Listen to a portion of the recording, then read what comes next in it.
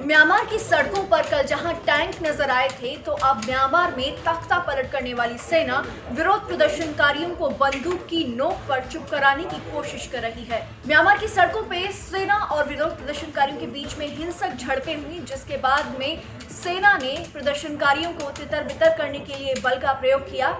कई घायल हुए और बहुतों को सेना ने गिरफ्तार कर लिया। 1 फरवरी को म्यांमार के दूसरे सबसे बड़े शहर मंडाले की सड़कों पर लगभग 3000 प्रदर्शनकारी उतरे।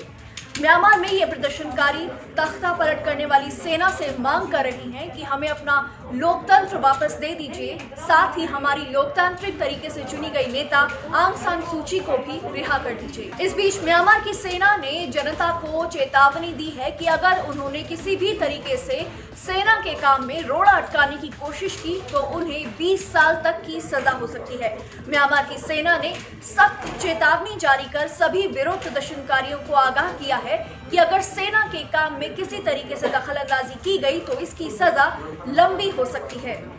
कानूनों में इन बदलावों की घोषणा म्यांमार के कई शहरों पर सेना के बख्तरबंद वाहन और टैंक दिखाई देने के बाद किए गए। इसके साथ ही म्यांमार में विरोध प्रदर्शन को दबाने के लिए दूसरे दिन भी इंटरनेट को बैन किया गया और इसके बाद में आंग सान सूची की हिरासत को भी बढ़ा दिया गया, जिसके बाद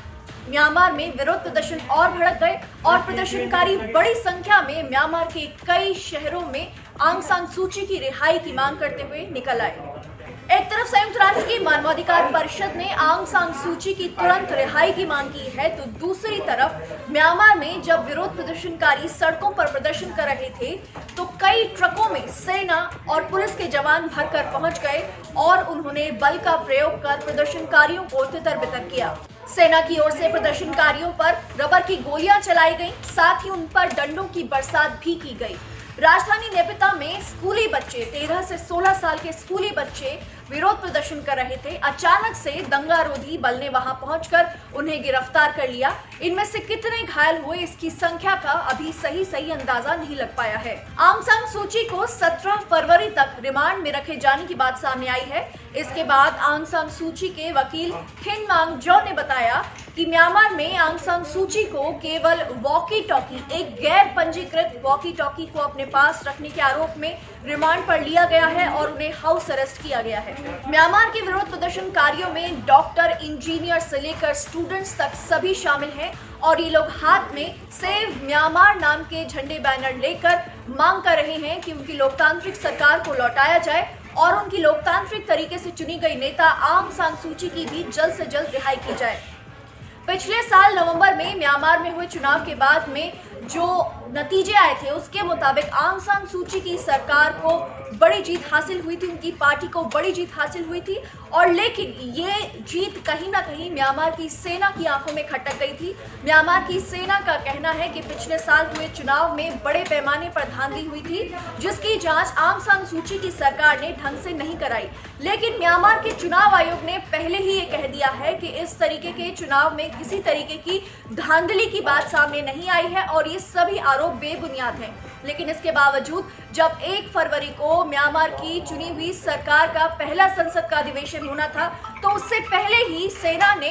संसद पर कब्जा कर लिया और म्यांमार की लोकतांत्रिक तरीके से चुनी गई नेता आंग सान सूची को तो कब्जे में लिया ही लिया, म्यांमार की सरकार के लगभग सभी नेताओं को भी हिरासत में ले लिया। म्यांमार में तख्ता पलट करने वाले सेना के शासक जनरल मिन आंग लाइन का कहना है कि म्यांमार में सूकी की national league for democracy party के जो चुनाव के नतीजे आए थे उनमें कहीं ना कहीं गड़बड़ियां थी। इस वजह से उन्हें तख्ता पलट का कदम उठाने पे मजबूर होना पड़ा। आपको बता दें कि म्यांमार की सेना ने म्यांमार के संविधान में खुद ही ऐसे प्रस्ताव रखे हैं, ऐसे प्रावधान किए हैं जो म्यांमार में एक लोकतांत्रिक तरीके से चुनी गई सरकार को उखाड़ फेंकने के सेना के कदम को जायज ठहराते हैं।